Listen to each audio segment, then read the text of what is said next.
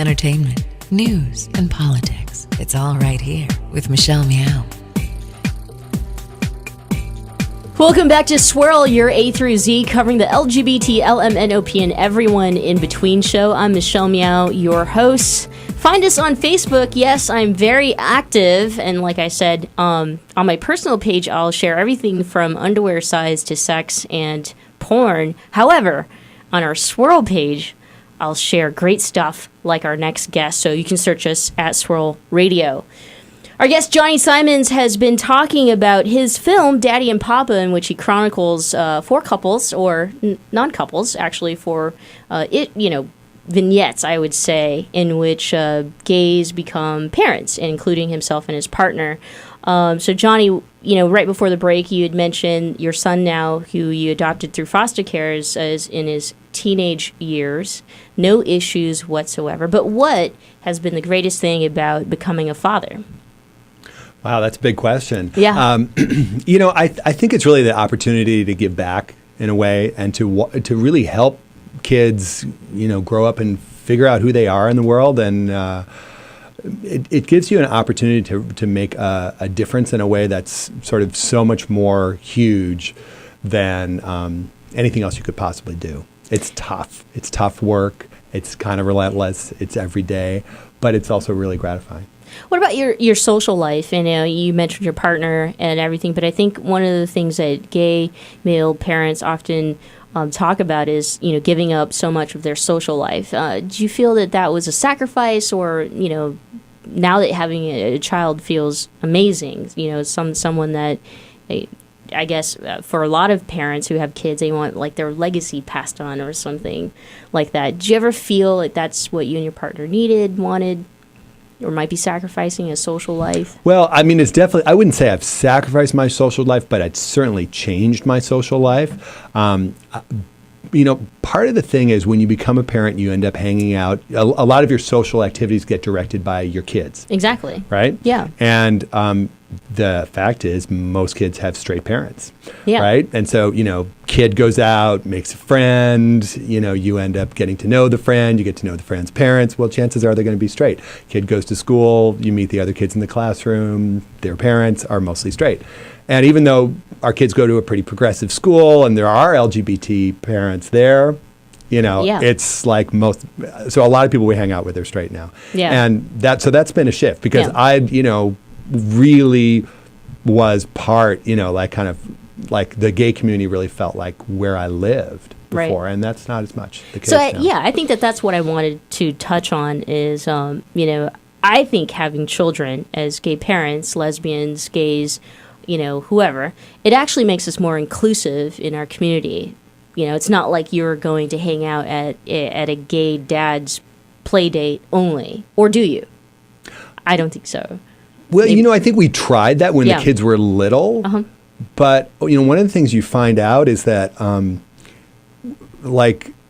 the other being a gay dad doesn't necessarily make you friends with all the other gay dads, right? Like, you got to like the guys and you have to like their kids and your kids have to like their kids. And I don't know, it just gets complicated. Sometimes, we definitely have hit it off with a bunch of gay dads, but not every gay dad, Yeah. So, and I do think there's something special about the experience about being a gay dad because it's still, even though it's becoming much more common, it's still pretty unusual, right? And so there is an opportunity for a shared experience there. Yeah. And, Yeah. So like I was saying, your documentary, Daddy and Papa, came out in 2002. It's been over a decade now. A lot of public opinion has changed, especially surrounding marriage equality. Do you think that you should make a follow-up film? A lot of gay parents are coming out in droves. What's also a follow-up to that question is, what has changed since the film was released, in your opinion? Well, I mean, in terms of what's changed, at the time I made the film, there were 3 states that banned gay adoption. And now there's 2. Mm-hmm. Florida changed their law. But Right. Utah and Mississippi, you still can't adopt if you're gay. Mm-hmm. And, there's so in a lot of ways, not that much has changed politically. But I do think that a lot more people have found ways to become parents, one way or the other. So bringing up your second film that I wanted to talk about. I know you've made tons of films, and I do want you to talk about your current project. I mean, you were fresh from Sundance. There's got to be a great reason why. But Beyond Conception, it basically chronicles surrogacy, correct? Or it touches upon that. If you can just give us a little synopsis, that would be wonderful. Yeah, so Beyond Conception focuses on one sort of family constellation, right? It's about a surrogate who is lesbian, who decides to who basically goes to an agency and says, I'd like to be a surrogate for a gay male couple. And then it's about the gay male couple that she's paired with, right? And then it's also she's going to be carrying their baby. And then it's also about her partner, who is trying to get pregnant with a child that the surrogate and her partner are going to keep. Wow. So there's a lot of dynamics kind of all going on at once. Yeah. Not to mention the fact that the gay male couple already has a little girl that they adopted, and the surrogate already has 2 kids that she had when she was with men. So there's kids involved too. And so it's sort of it follows this whole constellation of people over about 2.5 years. That's got to be very interesting. In some ways in which, I mean, there's just a lot going on. There's a lot going on, and there's a lot of, initially I think a lot of excitement and hope about, this is going to be amazing, and, we all get along great. And then, like any sort of intense, intimate, personal experience, there's bumps in the road. So speaking of bumps, and you having completed this film and have seen maybe some of those issues come to light, when it comes to surrogacy, I think as a gay parent, maybe something that you would like to say to potential gay parents out there, what are, some thoughts that people should have before they make this big decision about, going through choosing a surrogate mother to have your children? Well, I mean, I guess I'd say more generally that how you choose to have a child is really a personal decision. Some people are really clear that they want to have a child that they are biologically related to. And if you're a gay man, you don't have that many options about how you make that happen. And so oftentimes for those folks, working with a surrogate feels like a great option, particularly if they want to be the primary parent. They want to raise this child themselves, right? Some gay men may say, I want a child that I'm biologically related to, but I'm fine with co-parenting. And so then sometimes co-parenting arrangements with lesbians emerge. Some people say, I don't really care whether I'm related biologically to my child or not. Let's adopt, and then it's international adoption or private adoption or foster care adoption. There's all these different things that when you're contemplating, how do I want to parent, you need to think through all that. And then, of course, that's really kind of step A. And then, the second step is you got this kid, right? Yeah. And you got to raise this kid. You are raising this child. And that requires a whole other set of skills and kind of thought patterns. So is there a third film or documentary that you're thinking of that would touch on LGBTQ families or, diverse families at this point? It could be any makeup. Well, a trilogy. I don't know. I guess I would say, I mean, you kind of asked me this question too, but, am I going to make a sequel to Daddy and Papa? I think that's the question I get asked most because a lot of the kids in the film are kind of young and, then they grow up and things get more complicated for them and families change and so on. So I think if I was going to do anything, I would do that, make a sequel to that. But it's also, I will say, it's tough to put your own family under a microscope, just to be filmed all the time. That's what's funding America's television, programs these days, like the Kardashian family.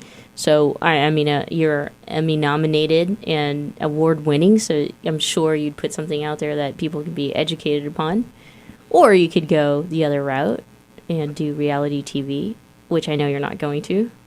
Yeah, well, I mean, I think, I think of myself much more in the, the documentary tradition. But it's hard to do, to just have cameras around all the time. And there's a lot of choices that need to get made about what's in, what's out, and to what extent do you sacrifice maybe a personal moment that you would rather not be shown but it illustrates something really important for a larger social goal. Sure. And I think that we made a lot of those choices to do that in making Daddy and Papa. It's, a lot of people said, you're really brave to make this film. Yeah, I would definitely say so myself. I still think it's somewhat sensitive. Not everybody wants to be public about their decision when growing their family, especially when it comes to surrogacy. For obvious reasons, privacy. So we mentioned all throughout the show that you are fresh from Sundance. My guess is that you're not at Sundance for the part 3 or the third film in terms of LGBTQ families. So do you want to talk about Sundance and maybe your latest, newest project? I'm guessing that's why you were there. That's why I was there. Yeah, we actually got a grant from the Sundance Institute for a production on this new project, which is about LGBT politicians who are running for office in the developing world, conservative parts of the world. So we're following a transgender woman who's running for Congress in the Philippines and a gay man who's running for Senate in Kenya. Oh my gosh. And so they've been really interesting stories. That is really, really awesome and amazing. Johnny Symons, everyone, a Emmy-nominated filmmaker. He's done Daddy and Papa documentary. You should definitely check out. If people want to see your, film or ask you questions, is there a way to do that? Absolutely. You can go to daddyandpapa.com. It's the easiest way to watch some clips from the film and find out, more about it. Get a copy, that kind of thing. Awesome. Johnny, thank you again for joining us. Hopefully you'll come back. And I actually, now that you've talked about your current project, I kind of want to do a follow-up, right? And talk about that film. Will you come back? Absolutely. I'd be happy to. We're going to Manila on Saturday to do the next bit of filming. And so anytime you want to bring me back, I can tell you more about That's super give amazing. You an update. Maybe by then, Shar Rednauer and the rest of the cast will join me, and I won't be having to talk to DC about his sex life. That's where we're at. That's what's coming up. Michelle Meow with Swirl. We will be right back after the break.